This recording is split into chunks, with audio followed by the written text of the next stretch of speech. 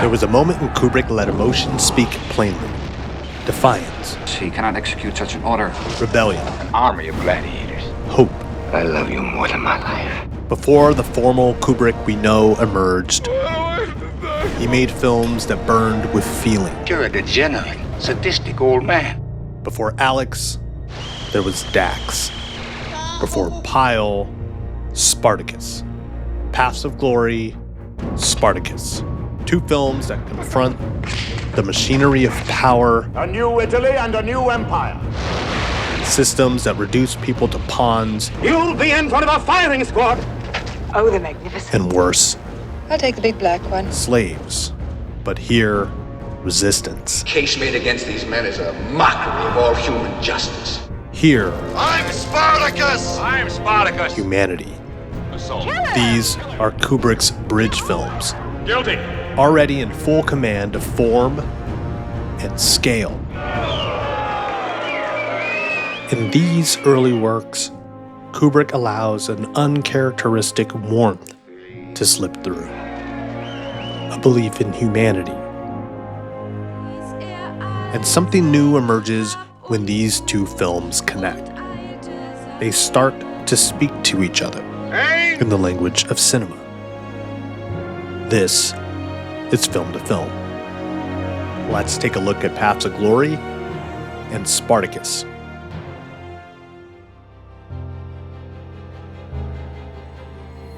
France, 1916, the French 701st Infantry pushes into no man's land. And it's not going very well. In fact, they're being slaughtered. And this is Colonel Dax, leading the charge, driving his men forward until he notices Sergeant, where's B Company? B Company hasn't even left the trenches. But before getting into all of this, let's go back 3 days to understand how we got here. General Boulas. French General Bouillard pays General Miro a visit in his lavish office. I've come to see you about something big. Before Bouillard can explain, Something about the anthill. in Paths of Glory, much revolves around the anthill, a heavily fortified area the Germans have held for over a year. Paul, I have formal orders to take the anthill no later than the 10th. My division was cut to pieces. What's left of it is in no position to even hold the anthill, let alone take it. Ever the smooth operator, Bouillard dangles the carrot. You are being considered for the 12th Corps. The 12th Corps? Yes, and with that another star. And Miro takes the bait. Nothing is beyond those men, once their fighting spirit is aroused. And just like that, the impossible plan to take the anthill is set. Only it'll need to be sold down the ladder. 20 centuries earlier, we're at the bottom of that ladder, in Libya, 73 BC. And this is Spartacus. Sold into slavery as a boy, he now toils in the mines of Libya. At this particular moment, the Roman Republic reigns. And for millions, slavery is the way of life. But from the start, Spartacus's spirit isn't broken. When his fellow man falls, he's there to help. And when he's attacked, he bites back. Literally. So when Lentulus Batiatus, who runs a gladiatorial school, rides through the mines scouting for talent, Who's that? he spots Spartacus. Batiatus Good muscle tone. sees an asset. I'll take him. Spartacus is then transported to gladiatorial school. The trainer is the slave/disciplinarian Marcellus. I feel you don't like me. And from the jump, he and Spartacus aren't Kill me. on the same wavelength. You're not as stupid as I thought. You might even be intelligent. Marcellus That's dangerous for slaves. sees a threat. This is Spartacus's new normal, What's your name? and he quickly learns You don't want to know my name? I don't want to know your name. that his human touch Just a friendly question. Gladiators don't make friends. is also If we ever match in the arena together, I'll have to kill you. a liability. Like the soldiers in Paths of Glory, he's expendable.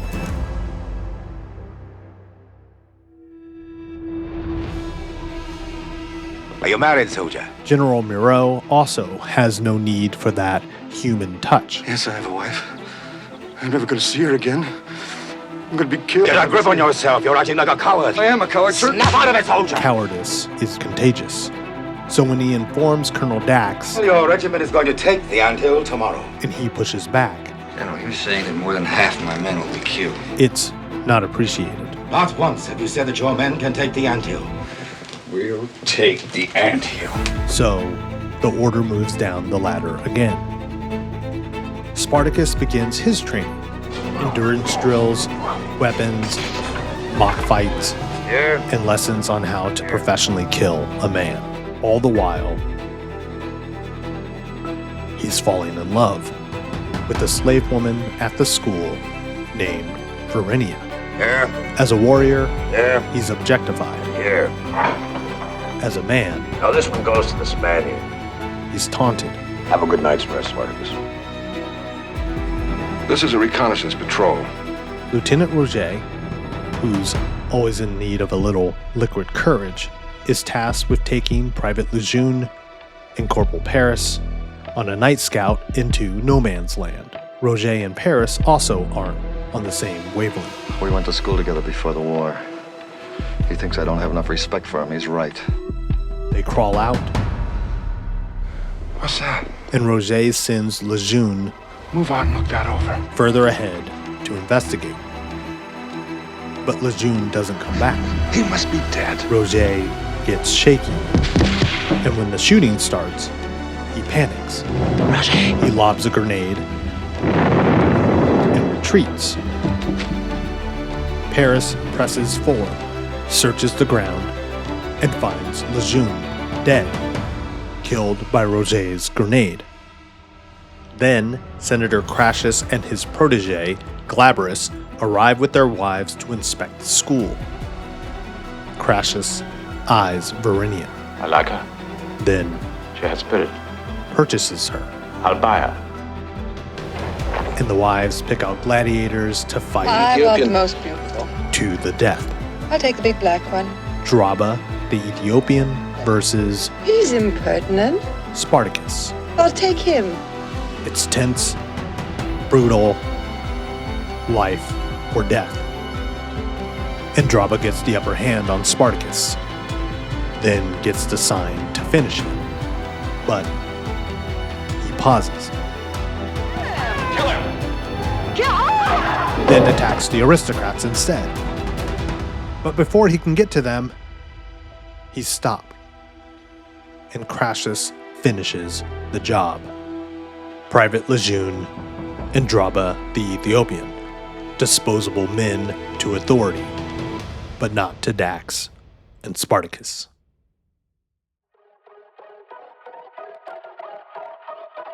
You ran like a rabbit after you killed Lejeune. Back in Roger's room, Paris doesn't mince words. Sneaky, booze-guzzling, yellow-bellied rat. But when Dax enters, Oh, good morning, Colonel. Paris demurs. Go get some sleep.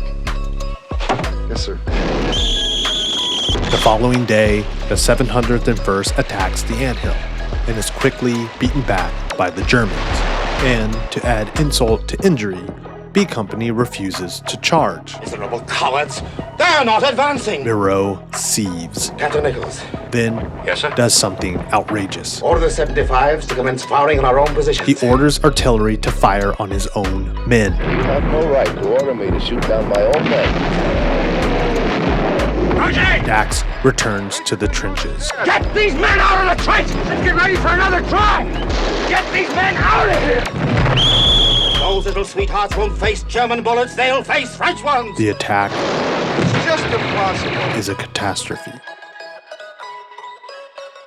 Emotions are running just as hot in the gladiators' quarters. Draba has been strung up on display as a warning, and the men are on tenterhooks.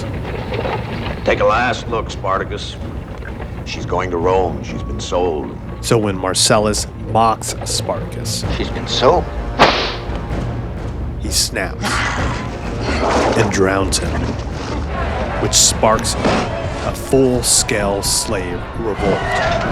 Utter chaos, guards killed, barriers torn down, and in the commotion, Batiatus escapes with Verinia, as the gladiators escape into the hillside, free at last. But in the worlds of Paths of Glory and Spartacus, open dissent cannot be tolerated. Slave hunting's a dirty business. It takes a brave commander to consent to it. In Rome, Will you accept such a charge, Glabrus? the Senate appoints Glabrus, The garrison of Rome stands ready. protege of Crassus. In France, Could have 10 men from each company in your regiment tried under penalty of death for cowardice. the officers debate punishment. They've skimmed milk in their veins instead of blood. Dax pushes back. Oh, well, if it's an example you want, then take me. Take you? One man will do as well as 100. The logical choice is the officer most responsible for the attack. Suppose we just make it a dozen. Moreau settles it. Have the company commanders select one man from each company in the first wave. 3 in all. Dax steps in I'd like to be appointed counsel for the accused. Consider it settled, Colonel. Thank you, sir. and prepares the men. You're on trial for your lives. When you answer questions, look the judges in the eye, don't whine, plead, or make speeches. That's my job. Good luck. In Rome, Crassus watches the army march out. There, boy, is Rome. The might, the majesty, the terror of Rome. While Spartacus clarifies his vision. We'll have a big army. Once we're on the march, we'll free every slave in every town and village. Can anybody get a bigger army than that? And the army grows, organizes, trains, becomes something real. And in between, life. Men and women finally at ease. I'm gonna have a baby now. Put me down. Verinia becomes pregnant, and for a moment, they're free. Then Spartacus learns Glabrus's garrison is nearby. Where? The mouth of the valley. Against the cliffs. They attack, and they win. Stand up. Glabrus is captured. The way a noble Roman should. Spartacus sends a message. Tell them we want nothing from Rome. Nothing. Except our freedom. Two idealists standing on principle in worlds built to break them.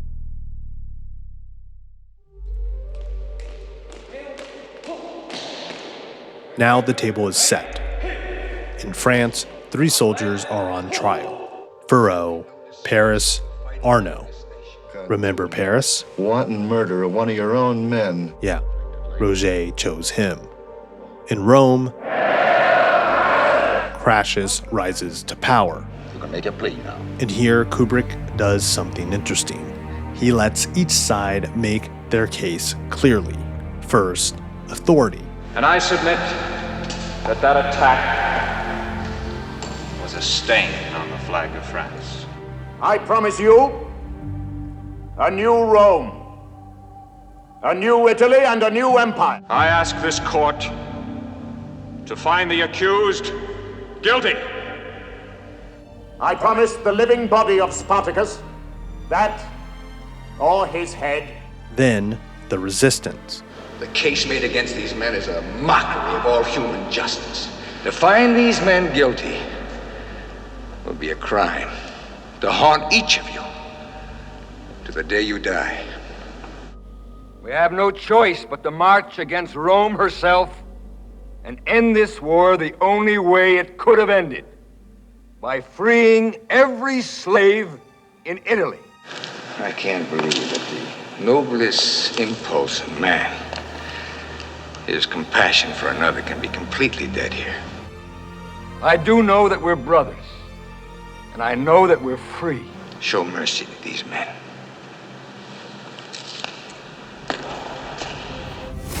Both men are fighting losing battles. This was a kangaroo court. Execution will take place at 7 o'clock. The sentence, death.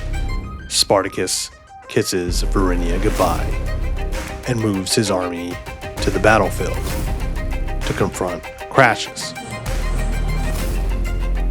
They're outmanned and outnumbered. The 3 soldiers are marched out.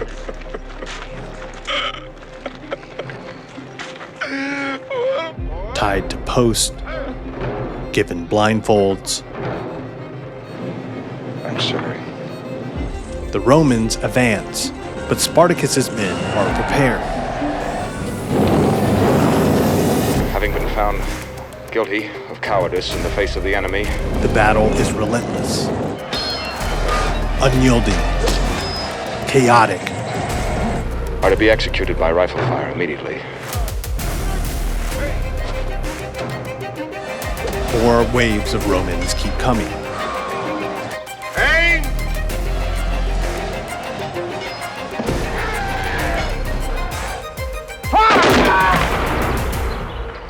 Spartacus's army is crushed. Nero is pleased. The men died wonderfully. In Rome, Crassus surveys the bloody aftermath. One task remains. Spartacus. Your lives are to be spared. And the Romans make an offer: give up Spartacus and you live. But before Spartacus can speak, I'm Spartacus! I'm Spartacus! for better or worse, I'm Spartacus! they stand as one.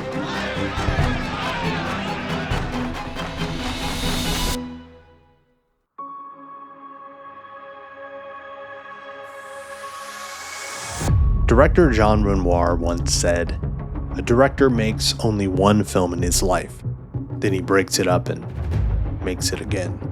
Now, that's debatable, but in many ways it holds true for these 2 early Stanley Kubrick films. Paths of Glory was independently produced. I've given you one impossible task after another. Methodical. I want you to drop this affair. Deliberate. Unadorned. Stripped of any illusion.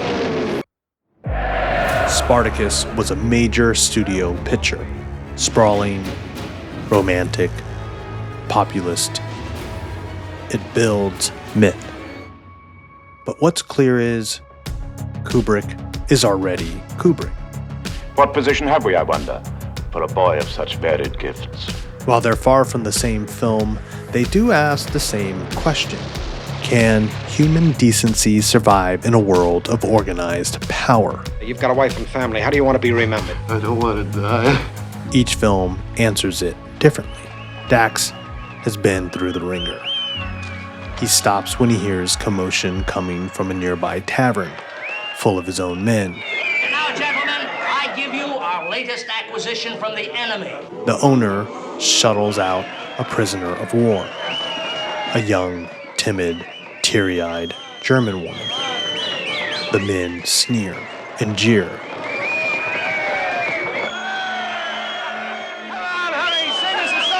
But when she sings, something shifts.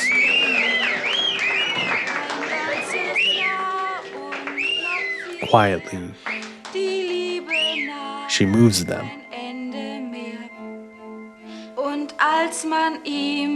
Some brought to tears.